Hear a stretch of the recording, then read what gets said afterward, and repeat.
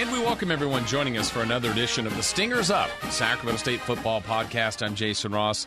What a week, what a show we have for you this week on the podcast. It is Causeway Week. It is the final game of the regular season. The postseason is on the horizon, and the Hornets are chasing a perfect year. They got their rivals in town. Oh, we got a big show for you. Coming up on the podcast today, we'll recap the win over Portland State. We will visit with our sideline reporter, Danny Sullivan. We will visit with quarterback senior Jake Dunniway. We will check in with Scott Marsh, the play-by-play voice of the UC Davis Aggies, to give us a preview of the Causeway. All of that is coming your way and a little bit more as well before we wrap this one up. But let's jump right to it. The Hornets get to 10-0. Perfect road season. It was a cold, dark, windy, slightly rainy night in the Great Northwest in Portland, but Sacramento State had to take care of business. After all those tough games in a row, they had a game where they were the heavy favorite, and they looked like the heavy favorite. They controlled the game early, but had a few too many turnovers, some sloppiness each side. Hornets would score early. Asher O'Hara would find Pierre Williams, put the Hornets up 7-0 after one quarter. Second quarter, Kyle Sinkowski would boot a field goal to put the Hornets up 10-0. And then Jake Dunniway would find Pierre Williams yet again. Dunniway, play action fake, back to throw, looks to the back of the end zone, wide open, it's caught, Pierre Williams, touchdown Hornets. He was dragging across the back of the end zone. There were two defenders there. Pierre just outran them, caught it, extended his arms, and it's in for the end zone and a score, 16-0 Hornets. So it was really good to see Pierre Williams get on track for a couple of scores and over 100 yards, having one of his best days of the season. Had such an amazing Hornet career. So the Hornets up 17-0, looking really good. And what they do so well is adding on. Before halftime, Asher O'Hara would go for his longest run of the season. Two receivers to the right. Pierre Williams comes in off the sideline. He'll be on the Hornet sideline to the left. Asher O'Hara in at QB. 4 minutes left before halftime. Hornets will snap this from the Viking 39. Fulcher goes in motion. They fake the end around to him. O'Hara on the move. He's got a running lane. He'll take it. He's out to the 30. He's to the 25. 20. Down the sideline. There goes Asher O'Hara for a Hornet touchdown of 39 yards. Everything was beautiful on that play. Downfield blocking for him. You had Ivan Garza getting all the way downfield. Also Troy Stiefel, another one of the offensive linemen, going the distance with him. Just a tremendous offensive line for the Hornets. Slater Weldon also on that offensive line with Mejia. 39-yard touchdown run by Asher O'Hara. Hornets lead 23-0. He keeps his rushing streak alive. Every game this season he has scored on the ground. His 17th rushing touchdown. Snap comes in. Extra point on the way. Extra point is good. 24-0. Sacramento State with the lead. So 24-0. Sacramento State at this point looking good, feeling good, and just basically trying to play injury-free the rest of the game. They would start the third quarter the way they normally do with the ball. They open up the second half the right way by adding on. First and goal, handoff to Fulcher. Oh, what a cut. What vision. He went right, went left, gets into the end zone. Touchdown, Hornets. They did that in 1:10 and extend the lead to 30-0. So after a field goal by Portland State that finally got him the board, it's 31-3 Hornets. Marcus Fulcher would do it again. Parker Clayton goes in motion. O'Hara on an option. He'll pitch it to the outside to Fulcher. Good decision. Fulcher first down and more. 25, 20, still on his feet. 15, takes it to the 10. He's to the 5. He's to the goal line. He is in for a touchdown from 35 yards out. Fulcher gets into the end zone again on the option play. O'Hara found him, and Fulcher did the rest. Beautiful run. Sacramento State now leads 37-3. Ultimately, we take you into the fourth quarter. Hornets up 38-10. We've already heard from special teams with Kyle Sinkowski making a field goal. But how about the return game? The Hornets very alert here on this onside kick. Here we go. The Hornets have 8 up front, 2 10 yards past that. Onside kick is coming. It's well delivered. Hornets pick it up. Marshall Martin's going to take it the distance. 20, 15, 10, 5, touchdown. Martin on one hop, and then no one was there in his way. Touchdown, Sacramento State. The second time this year, the Hornets have fielded an onside kick and taken it back for his score. Scadaboo before, he dragged about 10 defenders with him. This one was easy for Marshall Martin. So all that's left is to wind down the clock and think about a 10-0 start. 10-0 is 18 seconds away. This will be more wins than the two Big Sky co-champion seasons. Hornets had 9 wins in 2021 last year, and They had 9 wins in 2019. So this is the most wins ever for the Hornets. Snap taken by Jake Dunniway. He takes a knee, and that's going to do it. There's 5 seconds to go. The team's coming out on the field to greet one another, and it is a perfect road season. It's been a perfect regular season so far. The Hornets are now 10-0 for the first time in school history. They keep adding to their total, and the second team ever in Sacramento State history to get to 10 wins. The last one to do it was the 1988 Hornets. The Hornets have another regular season game to go. It's the Causeway next week, and the playoffs on the horizon. They back up their number 2 ranking. They win convincingly. Guys down here with head coach Troy Taylor. 6 wins, complete on the road victories this season, and short week, the team still performed very well. Absolutely, we were ready to play. Our guys had a great week of practice on one less day, as you said. We had to practice on Monday, and they did a great job of getting themselves ready. Really good plan by our coaching staff, and they came out and played well. Your offensive line and your running backs, let's a quick thing. Single season rushing record this season with 10 games. Your offensive line and all your running backs and everyone, such a team effort, hadn't been done in such a long time in the Hornets. Yeah, proud of our guys. Obviously, it all starts up front with the O-line and the tight ends. Our wide receivers block their butts off. Our quarterbacks do a great job in the running game, and we got incredible running backs. So, yeah, really proud of us to be able to establish the run game and, enjoy this, get a little off day, and then get ready for the Causeway. Yes, big this week, and hope everyone comes out. Congratulations on the victory. Thanks, Danny. Singers up. All right, so that was then. This is now. We got to look ahead to the next matchup. It is Sacramento State and UC Davis. We're going to do that coming up with Jake Dunniway, also with Scott Marsh. But let's start first with our sideline reporter, Danny Sullivan. Works with us each and every week, working down on the field, in the trenches with the team. And, Danny, let's kind of start with the elements, because that's what you have to endure. I think back to September when you're dealing with just outrageous temperatures, heat and sweat and short sleeves, to the last couple of weeks at Weber and at Portland State, where you're bundled up in beanies, gloves, extra layers. I guess my first question for you is, are you finally warm after that weekend in Portland? Jason, I have to be honest, I just got warm yesterday. Yeah. It takes some time. I missed the Weber game, as you know, and I felt like I had to ask you and Steve, like, the temperature check, because I was brutally cold in Portland, and you both said Portland was colder than Weber, wasn't it? It was. It was strange. Temperature-wise, it was colder in Weber, but just the wind and everything in Portland this last weekend was just brutal. I mean, I was borrowing hand warmers from the equipment manager, and so were the refs on the sideline, and they had the heaters going, and it was just a different environment this last week and the last 2 weeks that we just haven't seen in a while. Yeah, and then we should have good conditions. It might be cool, but good conditions coming up for the big game Saturday. I'll get into that with you in a minute, but your position on the broadcast is different than Steve and I. We've got kind of an up-top view. We get to see plays develop, but you're down there in the trenches. You get to hear things, feel the atmosphere a little bit better than we get to. If someone wasn't following the program and said, hey, Danny, why is this team 10-0, what would you tell them? I would tell them it's because they're always together. They do everything together. They support each other. And, when something wrong happens, they will work with each other to make sure they, figure out what happened. But there's always the support there for each and every player, and from the coaches on down, the equipment staff, everyone. They're all a part of everything that's going on. So good, bad, and different, they're supporting each other. And I think that's one of the biggest difference in how this team has been able just to continue on the streak that they're on. And I feel like they pay such attention to detail. There was a pretty good nugget you had for us during the broadcast last game where we weren't sure why there was a penalty or a review, and basically you got word that it came down from the coach, or came from the press box from the coach's office, or coach's booth, down to the field to say, hey, look, they need to look at that play, because I think there were 12 players on the field. I feel like the coaches and the players never take a play off. They don't, and that's what's so great about being there on the sidelines. You feel everything that's going on, and their attention to detail on everything.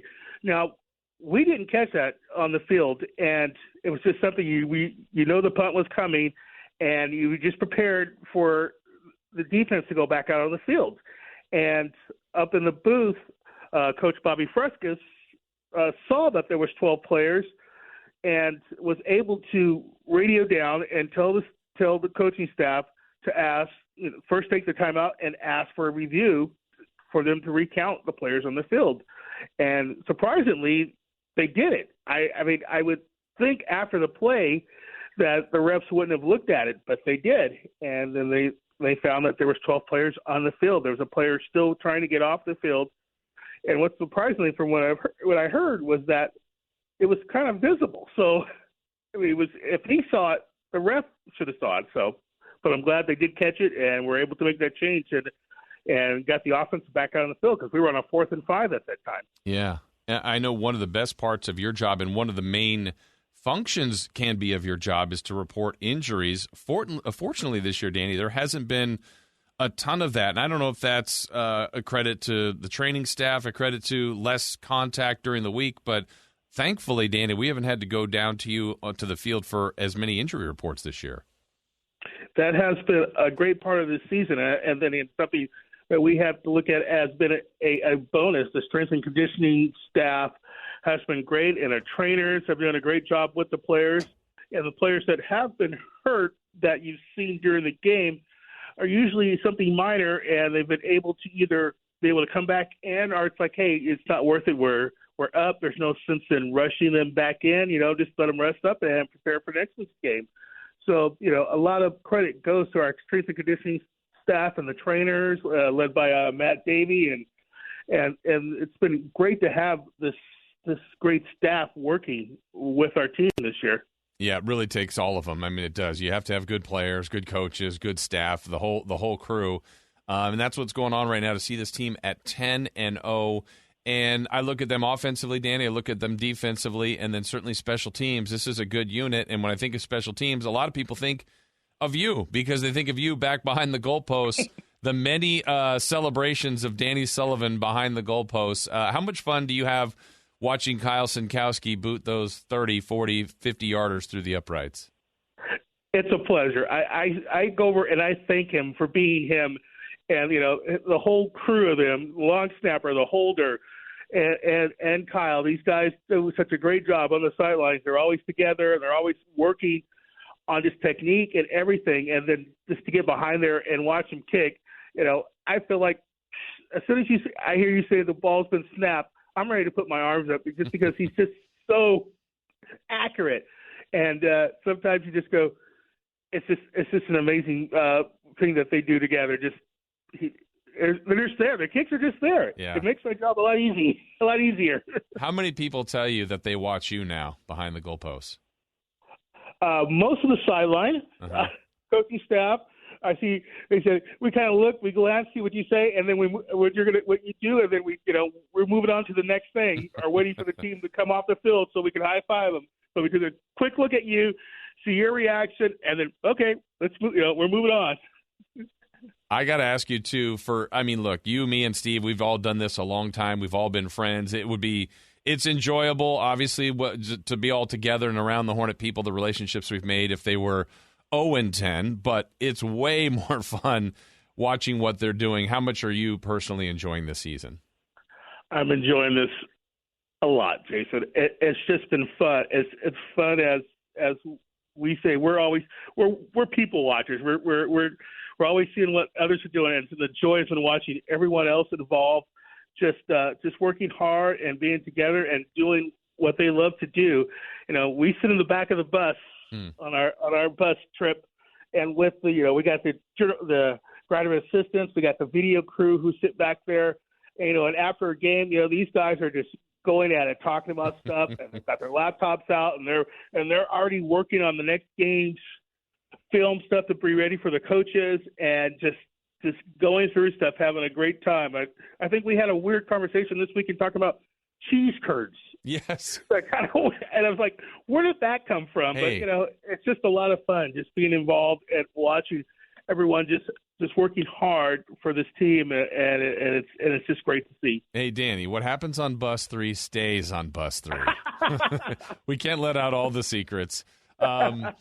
So this week, the thing that, you personally have kept Steve and I on track, it's week 4 and Steve and I are already wanting to talk about the playoffs, and you're like, guys, cool it. But also we always are looking ahead to UC Davis. And what I'm amazed by the coaching staff and the players is they truly approach it game by game. I don't know how they do it because I have a hard time with it. But just curious your thoughts on what now proves to be a really great game. The Hornets do know they will go to the playoffs. We don't even need to talk about that. But they're going there. Davis might be, but they probably need to win. I think this just sets up for an awesome game on Saturday. I think we are, Jason. And what's been so wild about watching Davis this season, yes, they had that tough schedule in the beginning, but we have talked about it off and on between ourselves and others that their schedule got a little easier as we got into the last 5 weeks or so, and if they could make a run, they had an opportunity to get back into this playoff race, and that's what's going to be so exciting about this week. Last week they beat up on Idaho, which Sac State beat a few weeks ago, and I think that surprised a lot of people across the country and gave them an opportunity for this week to be that important. But we knew this game was always going to be important from the beginning of the season, because it always is. It's a rivalry game. And, Davis is playing great, but so are the Hornets. And I think it's going to be an exciting game this Saturday, and I just can't wait. Yeah, there's a lot at stake here, really, for both sides. The Hornets trying to catch that perfect season, trying to get their best possible seed. Davis trying to get into the postseason. And the other part that's been personally cool for me, Danny, this year is just to watch the support. I know you and I see the crowds literally grow, but you and I also have shared that the amount of people that now are calling you or me for tickets or interest or asking about the team, I think that's one of the best parts about this success this team has had the last couple of years. And I would totally agree with that. It's been fun. Just people that surprised me that I didn't know that they even knew first that I did this with Sac State, but who actually been following the team and then found out that I worked with the team, and it's been kind of pretty exciting to walk in on a Monday morning this past year and people going, wow, that game was amazing. That game was boring. You guys really beat them up. It was kind of like you were actually watching it. Oh yes, been watching, listening, and it even got me to got a subscription to ESPN Plus. I was Nice. like, wow. So it's been great that the community is finally coming around to see how well college football is here in Sacramento and the team that we have here at Sac State, and it's been a fun ride. Absolutely. Well, we look forward to it, Danny. We're looking forward to Saturday. Are you coming? I'm ready to be picked up now. Let's just go over to the stadium right now. I drove over past the stadium this morning on my way in, and I was like, okay, I could just wait here. So I think we should just, maybe Friday go camp out and just wait for the tailgate. I mean, Steve's threatened with this RV for years. Let's get in the RV, and me and Steve just hang out like midweek till game time. Yeah, I can work remotely. Yeah, the rest of the week. Exactly. It's gonna be fine. Yeah, it's gonna be fun. Danny, thank you for joining us, and we'll see you Saturday. We'll see you Saturday, Jason. All right, my thanks to Danny Sullivan. Of course, you could check him and Steve out this weekend with me on the radio call for Sacramento State and UC Davis. But now let's hear from the quarterback, Jake Dunniway. Last week, we talked to Asher O'Hara. This week, we check in with Jake Dunniway. He's got a ton of experience. He's been a great Hornet.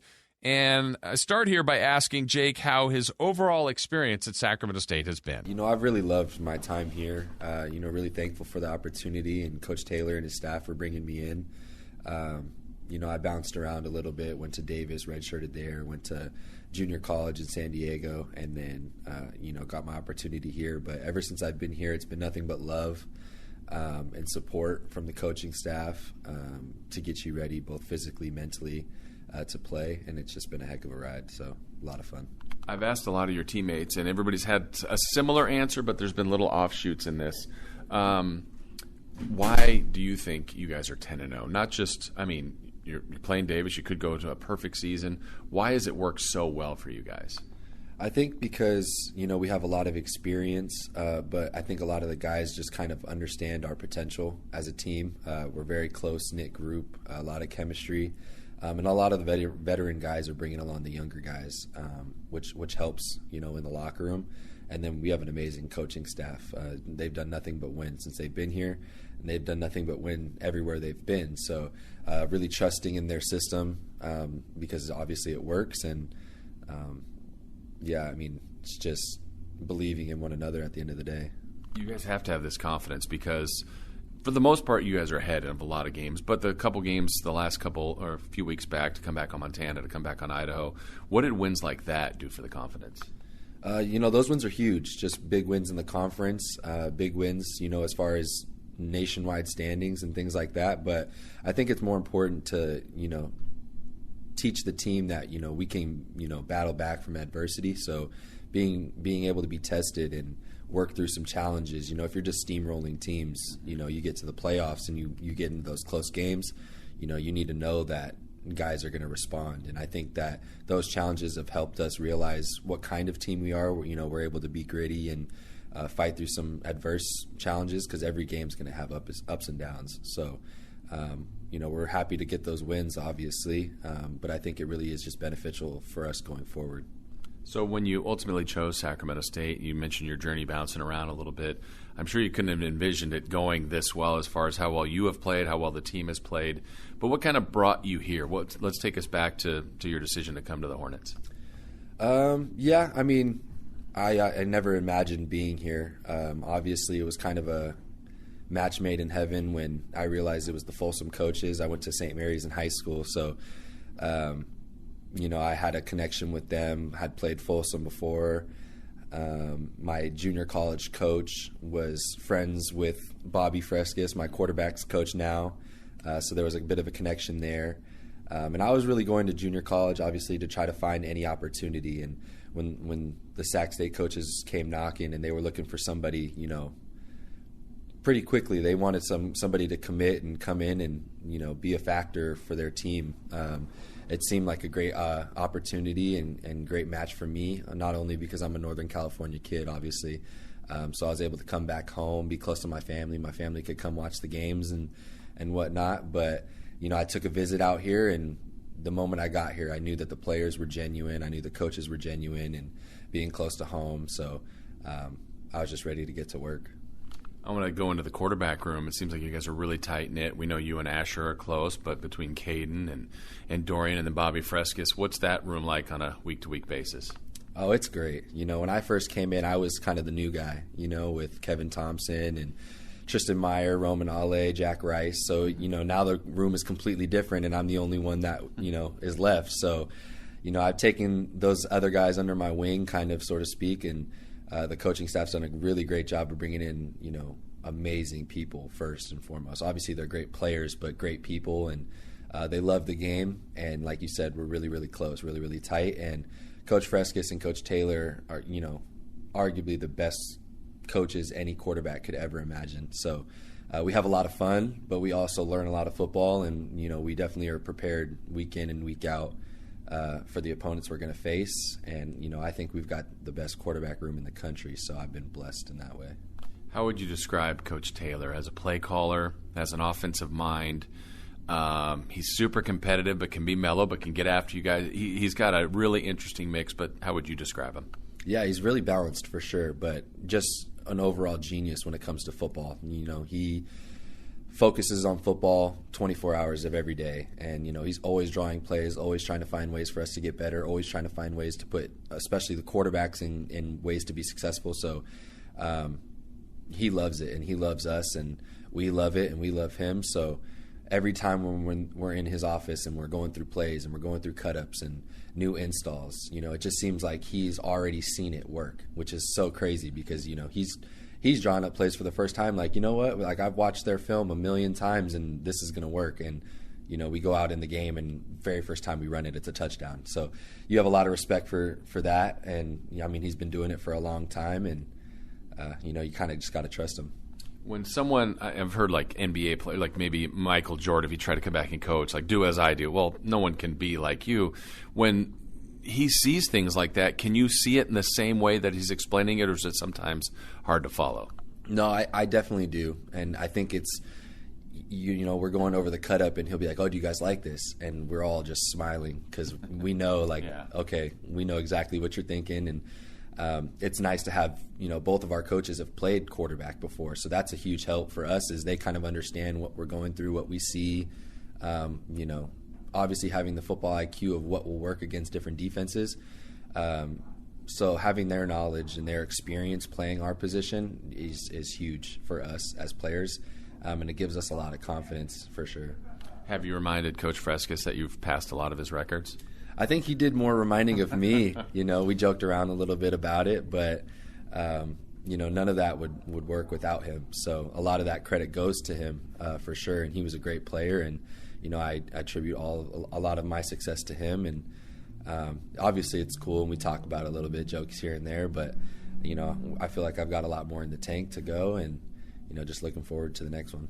When you think back to your personal highlights, one of my favorite moments for you was when you had to come in for Kevin Thompson, the Northern Arizona comeback, which was one of the great ones. But what do you reflect on as some of your best individual moments as a Hornet? That one for sure, because obviously, you have to be locked in, in a backup role, and that was my first game I had ever started, at this level. So, having those nerves and not really knowing whether or not you can do it, but having trust in the system, and then your team having trust in you. That moment was big because, it led us to another Big Sky title. A lot of momentum, but I think all of last year really was a highlight for me. It was somewhat surreal, just kind of being in that position, me and Asher kind of sharing time and trying to navigate through the season and having a lot of success both individually and as a team. It was just a lot of fun. Obviously, knowing that you can continue the success from being a backup to then being a starter, and still having those same high expectations. So. That was the biggest highlight for me, for sure. How did Coach Taylor and or Coach Fiske approach you and Asher about, hey, we're going to go with both of you guys? That's unique. It's now beyond worked. It's working, but kind of those initial conversations like, hey, Jake and Asher, we're going to end up playing both of you guys. Yeah, I knew once, Kevin left that, our QB room was really, really light, and they were going to want to bring somebody in. And they were very open and honest and transparent with me about, trying to go find somebody who can come in and compete. And I was fired up. I wanted somebody to come in and push me. So when they brought in Asher, I noticed really quickly that he was all about football as well, and he's a family guy as well. So he was here to kind of, play football and, get a degree, kind of same thing I was kind of doing, and he's a great guy.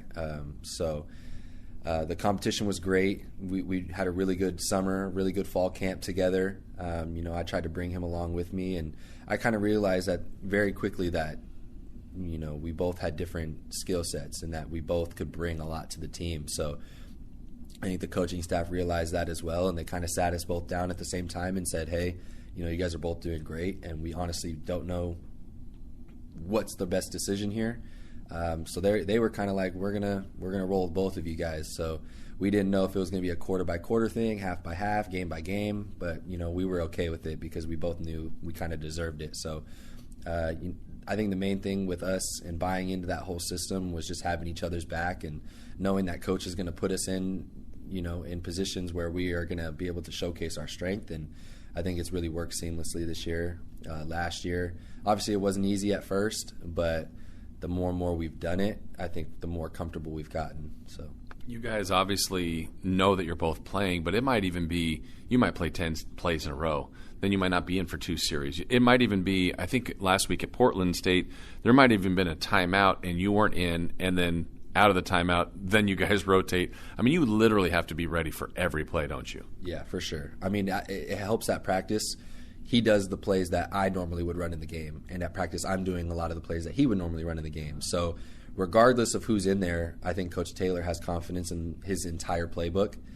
And if one of us were to go down, the offense wouldn't change. So I think that's really important and makes us a little bit more dynamic, but you definitely have to, stay ready because it could be every single play you're going in and out, and they expect, the offense to keep rolling and the ball to keep moving, and that's obviously what we want. And, Asher knows that I have full confidence in him when he's in there and vice versa. So I think that's really helped our offense, and obviously the buy-in from the team as well. The team doesn't really even know what quarterback's in there. Right.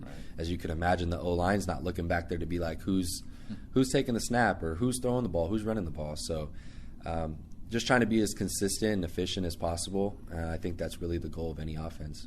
What would you say about Asher? How would you describe him as a QB?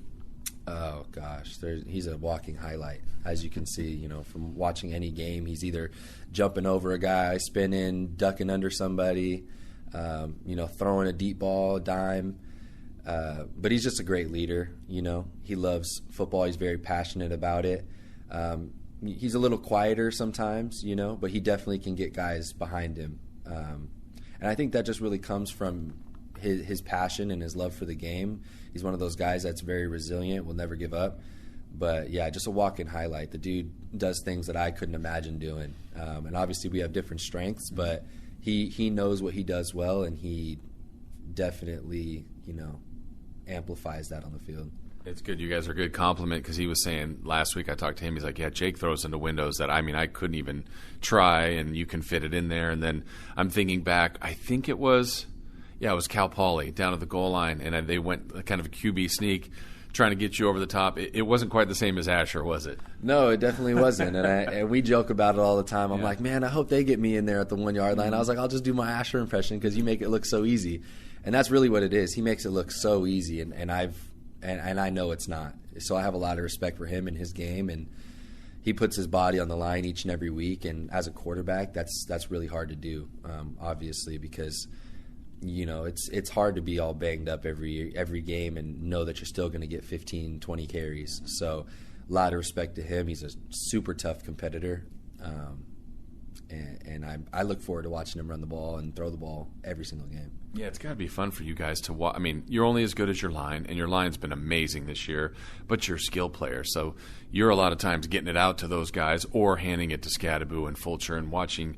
You got so much talent around you. Sometimes do you stop and just mouth open watching these guys do their thing?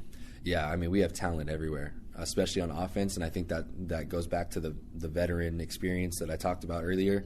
We have a lot of guys that played 1-2 seasons here, even Pierre Williams, somebody who's been here for a while who kind of understands the game. But I'm glad you mentioned the O-line, because a lot of the O-linemen are veterans too.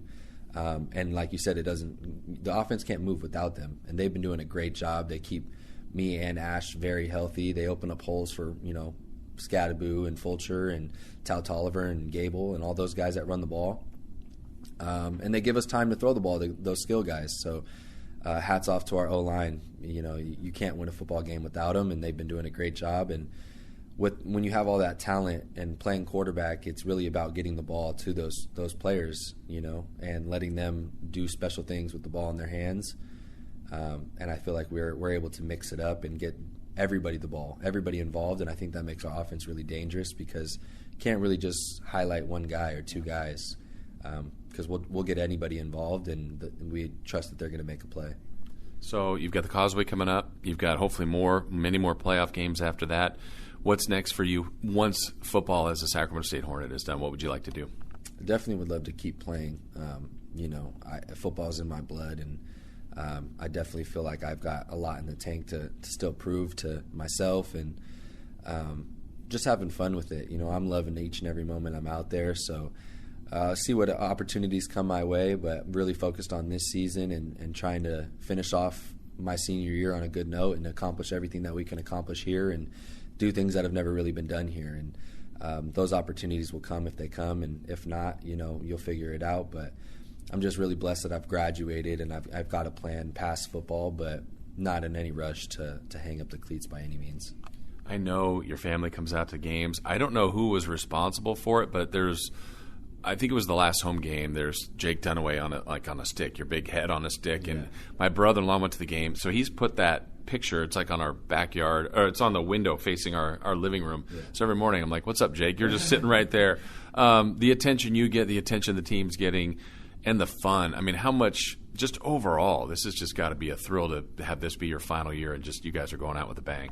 Yeah, it's great. I personally don't know who made the stick. I saw it at a game just like everybody else. I was like, who's got my head on a stick? You don't have one? I don't have one. Okay. And I don't know the people that are holding them either. So that's they're everywhere. They're everywhere, but it's pretty cool, just to have that support from the city. And Coach Taylor's done a great job of bringing Sacramento to Hornet Stadium every week, and having a winning product that we're able to be proud of and show to the whole city every week. And for them to be proud of us and to want to support us is huge for us. And, we want to play for them as well. So it's been a lot of fun. You see yourself in the airports and people holding your face on a stick. It's a little surreal, but it doesn't change the fact that, when you're on the field and in between the lines, you got to do your job. That's really what it comes down to. It doesn't matter how many cameras or lights or whatever. We're just out there to play football and have fun, and that's what we've been doing. All right, and then the last thought, it's the Causeway. I know you guys, Coach Taylor does a great job of it's another game. Does it feel like just another, or is there a little bit more to it? I mean, we know there's a lot at stake for both teams. Me personally, having been at Davis, I look forward to this game every year, and I still got a lot of players on their team that I'm pretty close with and friends with. So, really looking forward to. But it is just another game. You don't want to hype it up like it's more than it really needs to be, because at the end of the day, you go through one drive having emotion, and then the rest is just any other game. So you got to prepare like it's any other game, and you got to be ready to execute like it's any other game, and you have to respect the opponent every single week, because if you're not bringing your best stuff, then anybody can beat you in this league. So we know that we got a lot to play for. We're excited about that, but we really just want to execute and finish the season off on the right foot. Awesome. Jake, thanks for being with us. Best of luck Saturday, the playoffs, and in your future. Yeah, thanks for having me. Again, my thanks to quarterback Jake Dunniway. Anxious for this game, anxious for the postseason. Now let's get some perspective on the matchup this week. We usually do our own preview, but now we got the voice of the Aggies, Scott Marsh, who has called the games on television, has called the games on the radio, and is ready to call this Causeway Classic this week. Scott and I have known each other for a long time. So, Scott, I guess the big question is, can we even talk right now? I thought about that because over the years, Jason, you and I are very good friends, but of course I've referred to you as the Benedict Arnold of UC Davis. Of course, you're an Aggie graduate calling the games for the Hornets, but I've worked my way through that over the years. Our friendship's more important, and we've shared so many experiences about this Causeway over the last 3 decades, so absolutely we can talk. Well, and the best part about it is, I don't know how long you and I both have dreamt about scenarios like, could you imagine if the Aggies and Hornets were ever good at the same time? And Scott, let's see, 2018, the Aggies were playing for a title, and they won. The last 2 years, the Hornets have been playing for one. Now both teams are playing to get in. Actually, last year, both teams got in, too.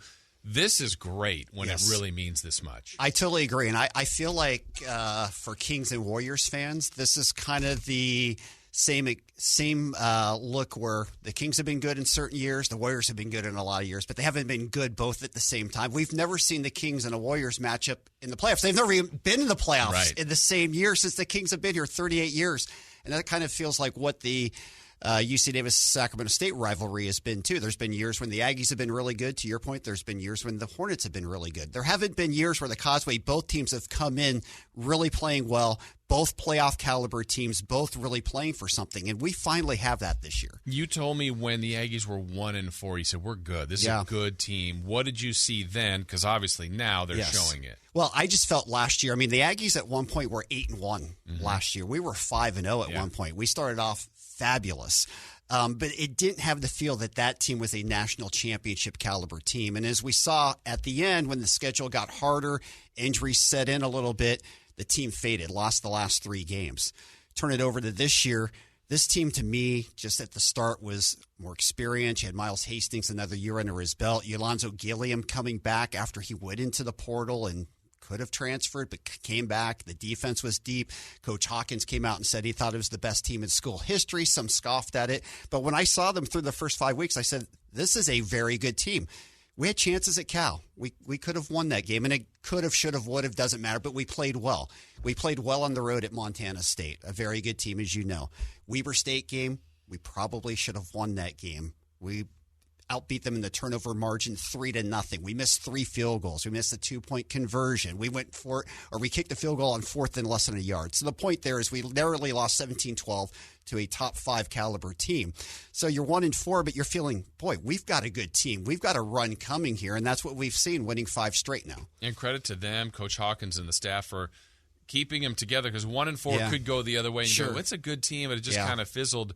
But took advantage of things. And then let's go to last week, because All right, the Aggies are hot, scoring 50 on everybody, but now you're playing a really good team. But the way you beat Idaho, was that the best they've played this year? I honestly think the first half of that game against Idaho is maybe the best first half I've ever seen any UC Davis team ever play in the 30 years I've been around that program. That's how dominant the effort was. They lost the coin toss, so they took the ball. Normally when they win the coin toss, and they've won like 8 of the last 9 this season, so they're always deferring getting it in the third quarter. This time they got the ball. They marched down the field 75 yards, didn't throw one pass, just ran it, scored easily. At the end of the first half, they had 5 offensive possessions, 5 scores, 4 of them touchdowns. Defense was dominant, up 31-7. This is an Idaho team that you had to rally in the last 2 minutes to come back to win at home, 31-28. This is a team that beat Montana. This was a team at full strength. So it tells you where the Aggies are at right now. They're rolling right now. Yeah, they picked the right time, right? Yes. Obviously coming in. So let's kind of go to each side. We'll start with the offense, where you mentioned Hastings, more experienced, more comfortable, not really turnover prone, and then Gilliam is as good as anybody out there. But what are the strengths of your offense? Well, you just named them right there. There's no doubt. Let's talk about Miles first, because we'll get into Yolonzo, because in my opinion, if the Walter Payton Award was a career award, he would win it this year. Mm-hmm. His individual numbers this year may be good enough. We can talk about that. But Miles Hastings is really the significant difference to the team, because in fall camp, it wasn't even known for sure he was going to be the starter. Dan Hawkins, the week of the Cal game, left it open as to who would be starting that game. Now, Hastings, since that Cal game, has thrown for over 74% completion mark. In the last 5 games, it's over 80%. I mean, he's just not throwing interceptions, let alone incompletions right now. He is so comfortable in the offense. He's thrown to 16 different receivers this year, 11 half touchdowns, 7 over 10 catches. I mean, multiple wide receivers getting involved. And his emergence as the leader, just 3 weeks ago, Yolonzo Gilliam made him a third-team captain. Just individually said, you're a team captain now, and everybody just bought in, and that's how much they are behind this guy. So that's huge, right? You've got to have a good quarterback in the Big Sky, just like the NFL or any other football conference. Yolonzo Gilliam truly is putting up Walter Payton Award numbers. 173 yards, 3 touchdowns last week, all on the ground. He's the all-time rushing touchdown leader at UC Davis. He's the all-time scorer at UC Davis. He's the all-time yardage rusher leader at UC Davis. He is now 3rd all-time in receptions caught. You can't name an offensive stat that he's not a part of. And, Jason, I truly believe this just from an accomplishment factor at UC Davis. Yolonzo Gilliam is the most significant player in UC Davis football history. Wow. More so than Ken O'Brien, more so than Keelan Doss, more so than anybody who's come through. You just look at his numbers and what he's doing, and especially this year what he's doing. I mean, I think that's a fair statement to make. Not that he'll be the greatest pro to come out of UC Davis, but just what he's done in his time. And he's had some help because of the pandemic. He's had the extra year. So the numbers, he's had more games to some extent. But in my opinion, his numbers are the most dominant of any player to ever play at Davis. Can he sit out this week? Absolutely not. Absolutely not. And it's not just him, too. Lane Larison's a good run. I mean, Larison's been great, too. Yeah, there's a 1-2 punch. Larison is, and again, this is slight hyperbole, but I'm just using it for example purposes, but he's kind of the Christian McCaffrey of the Aggies. He runs with it. He catches the ball well out of the backfield, and he throws it, too. He has a touchdown pass this year. I mean, he's a guy who I want to see have a catch, a run, and a throw for a touchdown in a game. Yeah. Receivers, tight ends, kind of break that down. Where are the Aggies going into this game with that? Let's start with tight ends, because McAllen Castles is a true All-American. Some people think he's the best NFL prospect on the team. They have NFL scouts coming to every practice for them. So, and he's been great. And Hastings and Castles just have good chemistry. That's a guy that Hastings relies on to get big catches. Josh Gale has really come on. He's only got like 6 or 7 catches, but 4 of them are touchdowns, and 3 of the catches are over 50 yards. He's an explosive tight end. And then Blake Thorpe, who was injured, is now back, and that helps a ton. Wide receivers have been a bit banged up. And, if there's one mark on the Davis offense, it's they don't have a big, long threat. Mm-hmm. They don't have that guy who's going to blaze down the field past the secondary and just outthrow them. That's not what the Davis offense is about with wide receivers. But they have multiple wide receivers. Justin Kraft has been banged up. Chaz Davis has been banged up, but Justin Poerio has stepped up and had a couple touchdown catches against Cal Poly and had a big week last week at Idaho. So they've got multiple threats at that position. And C.J. Hutton is a guy who is kind of like that Wes Welker. There we go. We can get that right. But he's a guy who will get the catches in the seams. He's a guy who can run the fly sweeps. He is really a versatile wide receiver for the Aggies. And then is Tompkins still kind of the jack of all trades? Like he's the Swiss knife. Yeah, might do everything for you guys. He's the guy you're going to see in some magic packages. Yeah. They ran him on a couple fly sweeps. He's also a slot receiver now. He returns punts. He does everything for them, and absolutely a key part of everything. All those pieces work if you have a good line. How's the Aggies O-line this year? That might be the best part of the team, in all honesty. And they lost Jake Parks, who was an All-American right guard. Lost him in the Cal game. Has not played since. That was a massive loss. And for them to overcome that has been incredible. And Connor Pettick, who is another fifth-year senior, who is also, I think, an All-American caliber center, was banged up, missed a couple of games. The depth on the line has been huge, and the holes that they're opening across from Nick Omoa at left tackle to Nico Sorali at the right tackle, I mean, it's a real strength of this team. Let's flip then. Let's go to defense. What are you looking like on the Aggies' defensive side?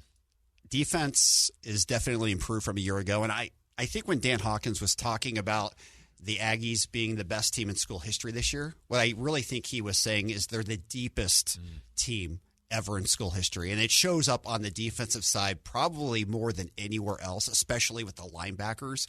It really starts with Teddy Buchanan, who is a Buck Buchanan candidate, just a sophomore, electric player, 4 interceptions already this year, a great individual tackler. They're extremely deep at that position. Cam Trimble, Nick Eaton. The line has been really good. Zach Kennedy stepped up and had a really big year, a couple of huge sacks in the Idaho game. Evan Bearden's a transfer from tight end, now playing on the D-line. And then the corners, Day King's the all-time leading solo tackler now in UC Davis history. He is a lockdown corner. Jordan Perryman, who would have been on the other side, transferred to Washington, is now maybe the best Huskies defender, but Jahiel Budget stepped in and played well. So the corners are good. Rex Connors, a redshirt freshman, now a Jerry Rice watch candidate, is maybe the most explosive secondary player that UC Davis has ever had. That's how good he is. And Chris Venable, who missed the Idaho game, is supposed to come back for this one. So that the secondary is good. This defense is good. In general, I know we see both teams, Davis and Sac State, when playing Montana State, I feel like big teams. Yep. Is Davis big, fast? Where are they defensively? A faster defense or a bigger defense? You know, I kind of feel like it's a combination of both because, you know, to your point, I think the one knock about UC Davis and maybe, you know, Sacramento State is that they don't have the depth and size to match up with the Montanas and the Idahos. That's not the case anymore. I mean, Davis was dominant on both sides of the line against the Vandals, and you know how good that team is. So, you know, Chuba Ma'ai in the middle is 6'2", 360. And then he comes out, Princeton Toki comes in, and he's all of 6'1", 340. And then you got Noah Masui, who comes in at 6'2", 315, and Josiah Sawani, who's 6'2", 300. I mean, it's like the depth there at that nose tackle position is incredible. But the speed with the backers in the secondary is as good as I've ever seen it. Special teams, game could come down to that, whether it's return game, coverages, and then kicking and punting. How do you feel Davis is doing there? Much better. You know, Isaiah Gomez got off to a little bit of a rocky start. You know, he was like 3 of 9 at one point, missed a couple of PATs, had one of them blocked. He's made his last 14 field goal attempts. He is peaking. He says he's kicking the ball as good as he ever has. He feels like he can kick it from 60 yards if he had to, so I don't know about that part of it. But field goal kicking has been very good. Punting, they're using 2 punters. So Henry Reich is kind of the red zone punter when they want to pin down inside the 20. Justin Dwinell is a guy they're using for longer kicks. And then the return game, Larison's explosive. He's had a touchdown return on a kickoff in his career. He's a guy who could go anytime he wants. And then Trent Tompkins is the punt returner. He hasn't had a big punt return this year per se, but he can break one anytime. I'm thinking on both sides. Let's kind of go through each angle here. If Davis wins, there's no doubt they're in the playoffs, right? I hope not. I mean, the thing that I can't really believe, and again, you and I know this, the rankings mean nothing. Right. It's the FCS selection committee, but how can Davis not be in the top 25 in the coaches poll right now? Well, the coaches poll. I know they're just mailing it in, and who right. knows, it's the grad assistant. But just even having said that, how is that possible? And even in the media poll, you still have Idaho ranked well above UC Davis. You have Montana way above Idaho, and Idaho's beaten them. It makes no sense. There are 24 teams getting in. To your point, I feel like it's an absolute no-brainer, but I'm not feeling 100% until it actually happens. Okay, I see. But I that. agree with you. I think they're in. Now, I agree with you. The other question though is if they didn't win, I don't know, but I think there's a really good argument for them. What do you think if they're 6-5? Well, I think if all things were just being looked at and you were taking the best 24 teams in the country, UC Davis is in. There's no question. I think there's 6 teams from the Big Sky, which sounds like a lot. There is precedent. The Missouri Valley's had that before. Last year. So I feel like every team's deserving there. A 6-5 UC Davis team, if it came down to choosing between that and an Idaho team that's going to beat Idaho State this week and finish at 7-4, where do you choose there? Is the head-to-head more important than having one extra win? Those are things that the selection committee are going to weigh upon. And, of course, Montana has got the challenging game at Montana State. They could easily lose, and then they've got 4 losses. So Montana and UC Davis have not played. Who's got the better resume?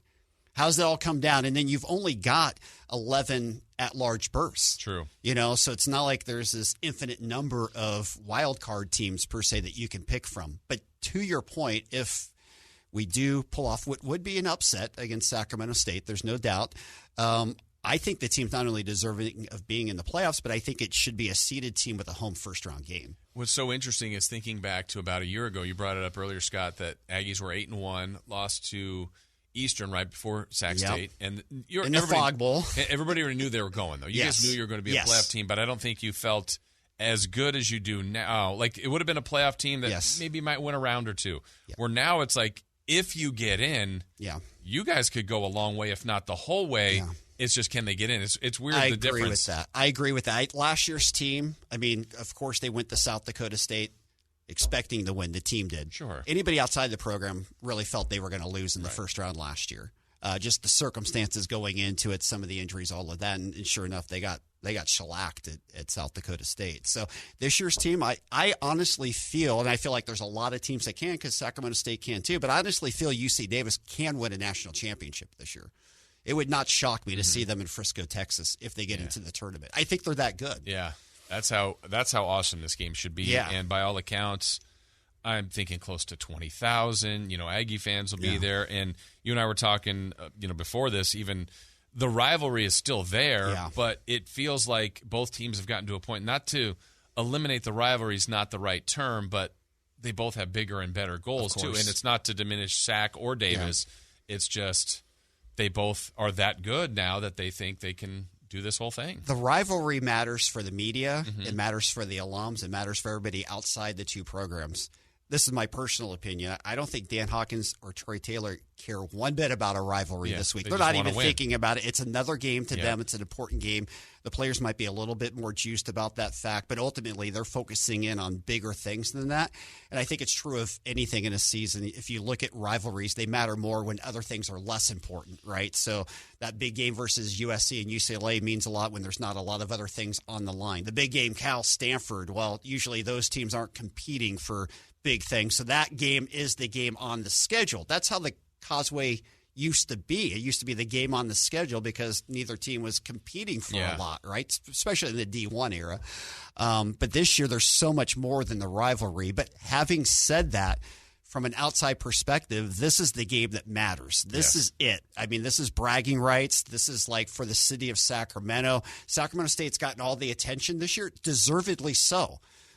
But you cannot tell me that does not eat at the UC Davis football team, the staff, everything else. This is a huge game for attention, for donors, for everything else. And so we can't underestimate that. But for the teams, you're right. I don't think they care one bit about whether they beat the Hornets or not. They want to win the game. Yeah, because, if you think about it, game's over, and if we look at it as an Aggie win, Aggies are 99% certain they're going to the postseason. Yeah. Mm-hmm.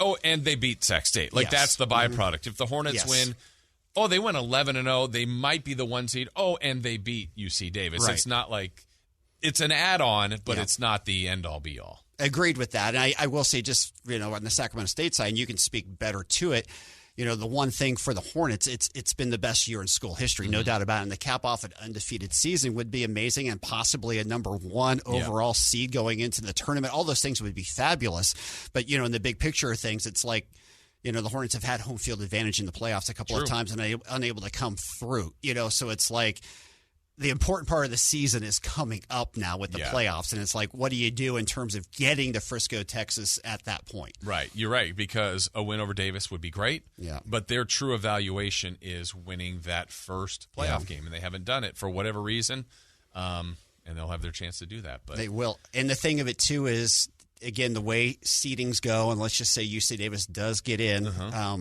I think there's a great chance they can match up in a second-round playoff game, almost too. happened last year, right? Yeah, because I'm thinking, UC Davis can't play a team in the first round they've played already in the year. So that probably means that UC Davis is playing Montana.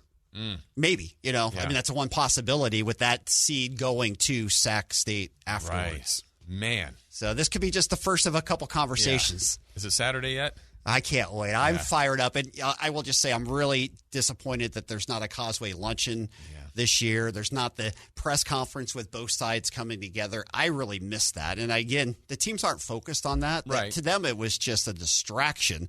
But for fans, for media, for everything else, that's a big part of what the week should all be about, and I am disappointed about that. You and I both work Kings games, and I'll just say, even being out there, hearing more people, wow, Sac State, wow, Davis, what do you think of the game? It's going to be awesome, 20,000 people. It's just getting more attention. It deserves it, and I'm glad it's getting the attention. Yeah, the FCS is getting more attention. It's Game good Day's football. focused on it. Now it's in Bozeman this week and everything else. And the truth of it is, there's not much difference between the Big Sky and Mountain West at all. You've beaten a Mountain West team. We've beaten a Mountain West team before. The dividing line is small right now in college football. And the Big Sky is the SEC of FCS football. You guys won at the FBS last year. Hornets did this year. Both teams played Cal in the last year. Both competed. Could have won. Yeah. You're right. There's not a large difference. They have more scholarships, and maybe it's stretched out the depth. But I mean, honestly, you put Davis and Sac State in the Mountain West, they're doing just fine. I think they do well, and to the point, you guys were favored against Colorado State going into the game. Right. Now, it wasn't even an upset when you beat them. So, it'll be interesting to see what happens in the long term with football. I don't care about that right now. I just care about this week and what happens this year. But, to the point, like, both sides have risen their game big time. Sacramento State and UC Davis are now legitimate national championship caliber programs. And that's what's doing it. You guys started in 18 and kept it going. Hornets in 19 and have kept it going. So it makes this fun. Scott, thank you. Have fun on Saturday. I can't wait. Now, I won't speak to you now for the remainder of the week. Done. We got this through. We cut it off until after the game, but it's been great being on the podcast. Thank you so much. All right, we just heard from Scott Marsh giving us some perspective on the UC Davis Aggies side of things. What about the game itself? Let's find out a little bit more as far as the events on Saturday. Andy Fiske, Senior Associate AD, also External Affairs, is joining us now. Andy, we know we got a huge game Saturday, but what else is going on for the Causeway for all the fans that are coming to the game? Yeah, well, we're all excited this week. It's always a big week, this Causeway Classic week for both sides of the Causeway, for Sac State and the school on the other side of the Causeway. Thursday night, we've got a kickoff party at Sac Yard from 5 to 7. We're going to have members of our coaching staff, a cheer team, band. We invited the folks from the other side of the Causeway. We haven't heard back from them, but we hope they join. It's all in fun. On game day, the tailgate opens at 10 a.m. With the game at 2 o'clock. There's still tickets available. Hornetsports.com. Tickets are starting at $25. We'd love to have a capacity crowd.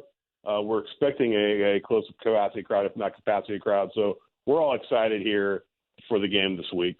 I love how you put that, the school across the Causeway. I got this sent in. I asked for feedback on this podcast. Someone kind of sent me who has it better. So I'm going to ask you this. Andy, you spent some time at that school across the Causeway, and, of course, now you're with Sacramento State. So I was asked, who has the better stadium, Aggie Stadium or Hornet Stadium? Well, if you're from the Sacramento area, you know Hornet Stadium it's got a lot of character. It's a lot bigger. We have a brand new press box. There's a lot there, But Aggie Stadium, actually UC Davis Health Stadium is a great stadium. They've done a good job building it up, but I'm curious to see what it looks like when it's all grown up. It only holds 11,000 to our 22,000. So when it gets all grown up, I'm curious to see if it's still as nice as it is now. Okay. How about this one was sent my way? School slogans. We hear Aggie Pride versus Stingers Up. Well, Stingers Up, I mean, we have a Hornet, Stingers Up. It kind of ties in with what we are, it ties in our Hornet and how strong we are. But, Aggie Pride, the only problem about Aggie Pride is, pride is one of the 7 deadly sins. Not quite sure I want that in there, like with lust, gluttony, and greed. And so I have to say Stingers Up is a little bit better. Okay. Mascots. This is interesting. Gunrock versus Herky. Man, once again, Herky, the Hornet, the strong, powerful stinger. He's great. I think he's one of the best college mascots around. Davis has a blue horse called Gunrock. I mean, even their own students voted to change to a cow. So I think it tells you that Herky is probably the better mascot. All right, I got another one here, and feel free to not answer this one. Again, this was sent in by a listener here. Better athletic director. That's walking a tough line here. Yeah, it's a tough one. I think that one's really hard for me. Rocco and I are good friends. I consider him a friend. We still talk occasionally. He does a great job over there. He's done a great job at his time as AD and even before that. But Mark's done a great job here. His record of hiring coaches, all he's done. I think I have to go with Mark. Plus, he pays me, so he's the one. He's the one who wins in my book. But with Rocco too, his real name isn't, or his first name isn't Rocco. So I have to give that to Mark. Well said. Well said. Smart move there, Andy. Last one. Yeah. This might be my own addition, but broadcasters. Oh, I don't know where that came from. I added that one. Feel free to. Wow. That's a tough one. As you know, I oversaw the broadcasters with my time at Davis, so I know, Scott Marsh and Doug Kelly and Greg Wong and Scott Gordon, who's over there now, is a good friend of mine. But I think my guys, which are you guys, probably take the lead. But those guys are great also. Yeah, it's going to be fun. One more plug here, Andy, for tickets, hornetsports.com. Let's see if we can get that thing full.